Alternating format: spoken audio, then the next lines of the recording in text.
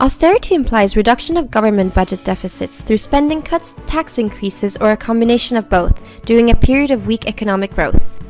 It is a deflationary fiscal policy associated with lower rates of economic growth and higher unemployment.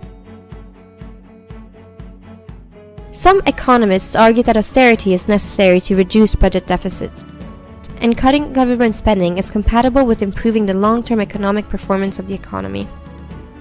However, some economists, specifically Keynesian ones, argue that in a recession, austerity can be self-defeating, with spending cuts causing a fall in aggregate demand, leading to lower economic growth. This leads to lower tax revenue and can offset the improvement from spending cuts.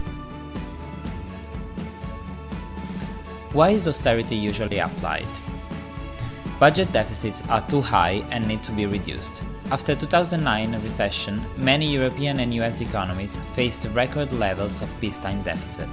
Bond yields. If budget deficits are not cut, it can lead to higher bond yields, for example, in the case of Greece, Spain, and Ireland. Higher bond yields increase the cost of financing the deficit. Furthermore, higher bond yields and interest rates on other bonds can reduce private investment.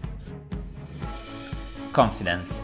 Cutting budget deficits will give investors greater confidence about the long-term performance of the economy. Lower debt levels will encourage the private sector to invest. In 2012, the EU Commission produced a report saying that austerity measures are working to reduce budget deficits. José Manuel Barroso, the Commission president, even went as far as to say, "I can say the medicine is beginning to work." Crowding out. Government spending as a percentage of GDP has grown too high, crowding out the more efficient private sector. Many claim that governments with a lower share of GDP tend to be more successful, though the evidence is mixed. Fiscal measures in terms of austerity are an important and effective way to improve a country's financial situation. High deficits and debt to GDP is harmful, and austerity is a good tool for reducing these two. Alesina and Ardagna discussed that fiscal austerity measures did not hurt OECD economies. Instead, it actually helped the country's recovery from the euro crisis. Tax cuts are more likely to increase economic growth than fiscal stimuli based upon spending increases. Adjustments based upon spending cuts are more likely to reduce deficits and debt over GDP instead of those based upon tax increases. In addition to this, fiscal adjustments on the spending side are more likely to create recessions rather than on the tax side. Why and when austerity is not a good idea? It's an intuitive notion that many can relate to, but it suffers from the fallacy of composition. If everyone becomes austere at the same time, demand plummets, the economy goes into a recession, unemployment rises, tax revenues drop, and government expenses rise. Debts keep on going up. A recession is not the time for austerity. Austerity should be pursued when there is strong economic growth. Canada's austerity policies were successful because it could loosen monetary policy, devalue exchange rates, and benefit from strong export demand to the US and globally. The Eurozone economies can't do this. They can't devalue, and they can't pursue expansionary monetary policy, and they cannot rely on exports to recover. The problems of the Eurozone are not just limited to deficits. It's also about a lack of overall competitiveness and misaligned exchange rates. Internal devaluation takes too long. Some argue that Spain and Greece can regain competitiveness through internal devaluation, cutting wages and prices, but this takes several years of low growth and high unemployment. It is a very painful solution, and there is no evidence that cutting spending creates increased confidence. So, why is austerity so politically popular? There are different theories regarding the popularity of austerity.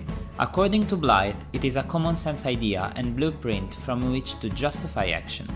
According to Yapko, austerity policies keep on coming back because its power is ideological.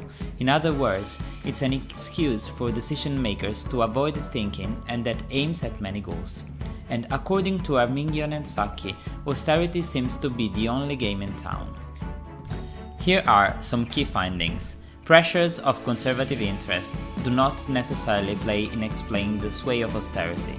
According to Blythe, many supporters of austerity are conservatives. However, Yabko says that austerity is not only appealing to conservatives. Austerity became popular in places where conservatives didn't have the same access to power. These actors saw the opportunity for the adoption of policies and reforms that could only be introduced in a climate of crisis. The left-right dichotomy of political parties does not explain the variation in the distributive impact of austerity. More plausible explanations can be found in other features, such as the differing degrees to which traditional parties were constrained by patronage politics, such as in Greece and Italy, the extent to which the institutional structure of governments allowed those affected by cuts to block austerity measures, such as in Italy, political legacies that helped shape the responsiveness of governments to domestic protest, as in Portugal. Outcomes of austerity and party competition and voter preferences. The longer the period of austerity, the more likely voters will be negatively affected and threaten to withdraw electoral support. This is especially true if there's no economic growth, declining employment, and no stabilization of public finances. Governments are likely to retreat from austerity-centric policies the longer austerity goes on. As a matter of fact, some studies suggest that the EU referendum that has led to the Brexit could have resulted in a Remain victory had it not been for a range of austerity-induced welfare reforms. In conclusion, it must be said that there is no single instruction sheet for the effective implementation of austerity. There are many arguments for and against it, and many factors to take into consideration. What can be said with certainty is that the sovereign debt crisis which spurred the Eurozone into taking on austerity measures has divided people, parties and countries, and the long-term results from their implementation has yet to be seen.